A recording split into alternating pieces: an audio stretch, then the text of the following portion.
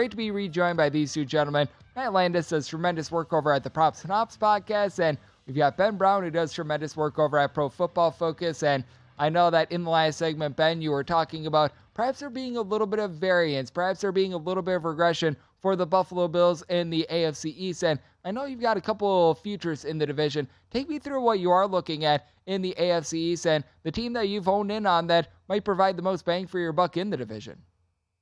Yeah, I very much think that the New York Jets specifically, I think looking at even with where they were at last year before the NFL draft, before free agency, and before locking in some of these long-term players, like they had, I think, the second best WAR from non-quarterbacks of any team in football. Very much this is a spot where I think they can kind of have Aaron Rodgers come in and kind of hit the ground running right away. The problem, of course, is I would say like their schedule to start the season through the first 6 weeks. Like there's a very real chance they could end up, 2-4 is in some ways the best case scenario kind of heading into the week 7 bye. So it might not be the best time to, I would say, buy into the New York Jets, but I think at some point they are very much going to make a run at this AFC East. And I think obviously, how the week 1 game against Buffalo is very much going to dictate, I would say, the initial start out of the gate. But even if they do get off to that 2-4 start, I very much think there are some wins that they could potentially stack over the second half of the season that if you don't want to buy into them right away, I think buying into a second half resurgence and them being even a better price potentially, after that week 7 bye is very much going to be the buy-in opportunity for the New York Jets, because I very much think they're going to get into the playoffs. And if they do, they could easily turn into, the second best team, I would say, outside of Kansas City to potentially get to the Super Bowl this year coming out of that conference. And to your point, right now we're seeing the win total at 9.5 for the Jets, right around plus 270 to be able to win the division. And a lot of these East Coast books, you are able to take a look at these a little bit more in season. In Las Vegas, options are a little bit more limited, but I know that a lot of books they've been posting up in-season win totals, things of this nature, and this could be a prime team to be able to do so. I sort of identified that a little bit with the Denver Broncos as well. And Matt, I know that you're taking a look at the team that, well, they no longer have Aaron Rodgers. The Green Bay Packers, a team very near and dear to my heart. Right now, we are finding them at the bottom of the odds board to be able to win the NFC North, and have the Packers taken a step back with regards to quarterback spot? Oh, absolutely, but I think that this is just a little bit overreactionary on the Green Bay Packers, who I still think have a relatively solid defense, and it feels like, to my delight, you're in agreement with me. Yeah, Greg, I think you're going to like this one. While I don't expect Green Bay to win the division more often than not, for them to be at the bottom of the pecking order, still quite perplexing to me. I think that at a price of, plus 400 or better, I do see value in them to win this division. And I heard some really good points made by a guy who goes by the name of G-Stack George on gambling Twitter. He hosts a podcast called The Monday Grind. Also, Steve Vezic, a fixture in Vegas on the Dream Preview, made some salient points on the Packers and really just leaning into the variance inherent in their season and much of this division. Obviously, with the transition to Jordan Love at quarterback, plenty of unknown. But if he's just in the ballpark of average, that could be good enough for this team because the roster is very strong outside of quarterback. And looking at the rest of this division, the Bears are pretty much full speed in rebuilding mode. Minnesota was the ultimate positive variance team last season, so kind of in line with our first segment, I think a lot of negative regression could be coming their way. Detroit, clearly the biggest threat and a worthy favorite to win this division, but I think that Lions offense might have reached the high end of its range of outcomes late last season. And credit to offensive coordinator Ben Johnson. I think he was a revelation and a strong candidate to be a head coach in the not-too-distant future. But the league now gets the chance to adjust to him after his first season calling the shots. And I'm not sure how much he's going to be able to counter to the league's adjustments with a quarterback like Jared Goff, capable, very professional, but I think limited in terms of what he can do. Also thinking of a weapon like first-round pick Jamison Williams out for the first 6 games of the season due to suspension. And on the other side of the ball, this Lions defense, bottom 5 in DVOA last season. They're going to have a lot of slack to pick up if the offense does regress. So overall, I think looking at the rest of this division, looking at the variance inherent in the transition to Jordan Love at quarterback, while this number has come down a little bit, I know it's still a long shot, as implied by the price of plus 400. At that number or better, I still see value, Greg. Put your cheese head on. Green Bay plus 400 or better to win the NFC North.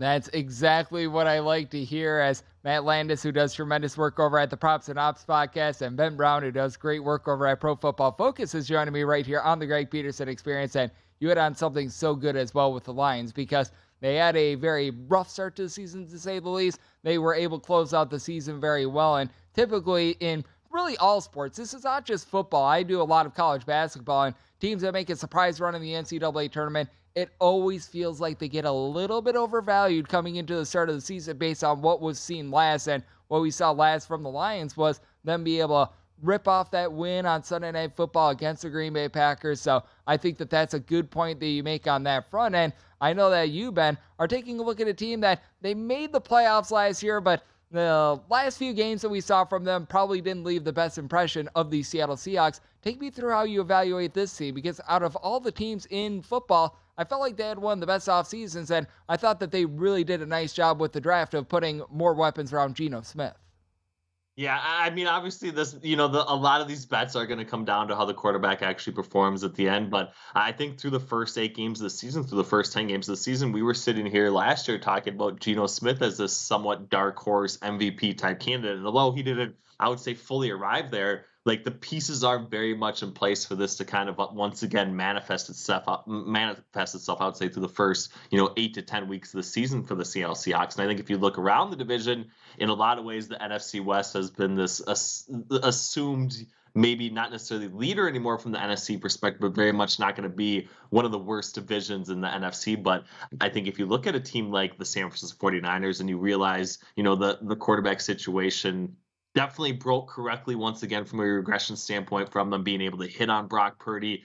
Is he actually legitimate? Is he going to be able to start right away? Like, these are very important questions. And if that doesn't happen, like, I think the gap between the 49ers and the Seahawks is very close. I also think if you look at a team like the Los Angeles Rams, like the way in which they kind of stumbled so badly last year was because even in their Super Bowl victory season, like, they were very top heavy, and they had a few key guys at really important positions that had outlandish type performances. And I think banking on that year in and year out is just not a spot where regression is actually going to take place. So I do think the Rams are much more susceptible, once again, could finish much closer to where they were at in 2022 than 2021. And if you kind of fold all of that together, the Seahawks, with, very much trending in the right direction, have hit on the last draft class last season with a ton of draft capital. Once again, seem like they have definitely done that again. I know they need to actually play it out on the field, but I think getting Jackson Smith and Jigba offensively and Devin Witherspoon defensively, it very much sets them in the right direction at both those key positions. So if you get even an average performance from Geno Smith, this is very much a division that's going to come down to the wire. So I think the Seahawks are not only live, I would say, in the NFC West, but could very easily, I would say, finish as, the team that potentially represents the NFC overall in the Super Bowl. So I'm very bullish on Seattle. I very much like what they did this offseason. I think it only is going to be another building block in the direction post Russell Wilson that is very much, I would say, look like they've been on the right course for quite some time. I like that look on the Seahawks, because I do think that the 49ers at this point are the rightful favorite, but making a team a minus 160 favorite that they might be starting Brock Purdy, they might be starting Sam Darnold, it's hard for me to necessarily back that sort of a price. So I like where you're coming from there. And Matt, I know you're taking a look at another team in the NFC to be able to win their division. As we know, in the NFC East, it has been 20 years since a team has repeated in this division, and you don't think that this is going to be the year in which we see a repeat? Yeah, there's the handicap. I mean, we've got a trend and just play it blind. No, I do like the Dallas Cowboys at the current price point. I'm seeing a plus 190. I was turned on to this by Sharp Clark on the Move the Line podcast, basically looking at the Eagles as Dallas's primary competition. I think it's unlikely Philly flies as high this year as they did in last year's Super Bowl run. Jalen Hurts' supporting cast stayed very healthy. Philly was very fortunate. They were really good, but also fortunate on 3rd and 4th downs, some high leverage moments that are impactful in the outcome of any one game, but ultimately not all that predictable. A lot of talk about strength of schedule. While it can be overrated, the Eagles drawing a first place schedule, including a game at Kansas City, not ideal for repeating. And I think some recency bias here. We saw the Eagles put forth a good showing in the Super Bowl. For Dallas, it was another disappointing playoff loss to San Francisco. All things considered, add in that trend, Greg, Dallas Cowboys plus 190 to win the NFC East. Go to VSiN.com/subscribe to become a VSiN Pro subscriber today.